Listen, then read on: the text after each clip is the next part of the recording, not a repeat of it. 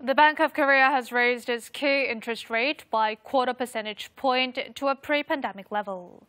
Inflation and household loan concerns are believed to have been a factor. The nation's central bank raised the benchmark interest rate from 1 to 1.25%. The hike comes 2 months after a quarter percentage point increase was carried out in November.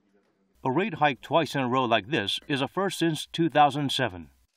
As a result, the key rate has returned to a level seen prior to February 2020, before the pandemic struck. The BOK believes economic recovery is firmly underway while consumer prices, including those of raw materials, continue to rise. Increases in household loans and asset prices are also believed to have affected the decision.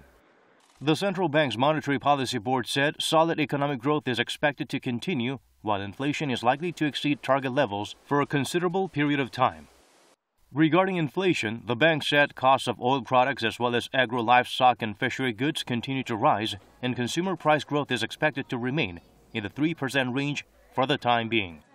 Regarding more possible rate hikes, the bank said it will adequately adjust the degree of monetary easing based on factors such as inflation and the pandemic situation. The BOK predicts if landing rates also went up by a quarter percentage point, household burden on interest payments will increase by 3.2 trillion won. In this case, interest burden per person will go up from 2.9 million won to 3.06 million each year.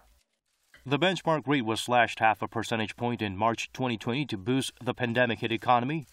It was further lowered by a quarter percentage point 2 months later in May.